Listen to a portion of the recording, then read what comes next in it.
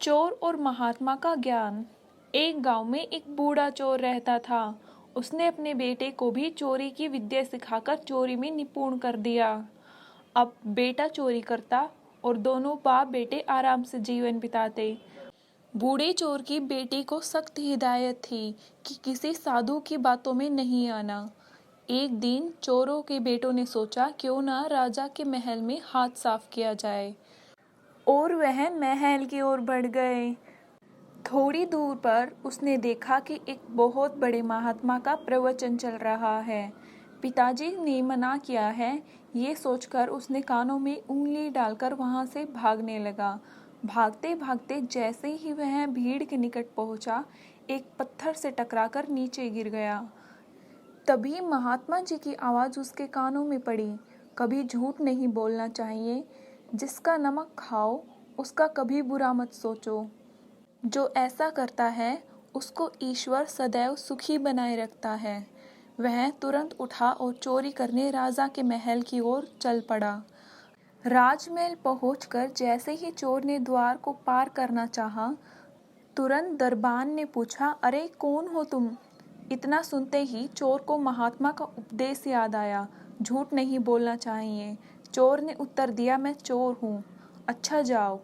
उसने सोचा राजमहल का नौकर मजाक कर रहा है। सच बोलने पर चोर को राजमहल में प्रवेश मिल गया। चोर एक कमरे में घुसा। वहां उसने ढेर सारे पैसे तथा जेवर देखे। उसने एक थैली में सब धन भर लिया और दूसरे कमरे में घुस गया। वहां अनेक प्रकार का भोजन रखा था। वह खाना खाने लगा। खाना खाने के बाद वह थैला उठाकर चलने लगा। तभी फिर महात्मा का उपदेश याद आया, जिसका नमक खाओ उसका बुरा मत सोचो। उसने सोचा खाने में नमक भी था, अतः मुझे राजा का बुरा नहीं सोचना चाहिए। इतना सोचकर वह वापस चल पड़ा। पहरेदारों ने पूछा, क्या हुआ, चोरी क्यों नहीं की? चोर ने कहा, जिसका नमक खाओ उसके यहाँ चोरी नहीं करते, इसलिए सारा धन रसोई घर में छोड़ आया। तभी रसोई से आवाज आई, चोर पकड़ो पकड़ो। तो दरबार ने चोरों को दबोच लिया और राजा के सामने पेश किया। पूछने पर राजा के सामने चोर ने कहा कि मैंने तो सत्य कहा महाराज कि मैं चोर हूँ, किंतु मैंने आपका भोजन खा लिया।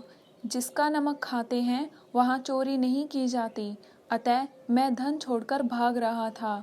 चोर के उत्तर से राजा प्रसन्न हुआ और उसने अपने यहाँ नौकरी दे दी। राजमहल से घर जाकर चोर ने अपने पिता से कहा, देखिए पिताजी, महात्मा की बात मानने के कारण आज मुझे दरबार में नौकरी मिली। महात्माओं के प्रवचन से सभी कल्याण में होता है।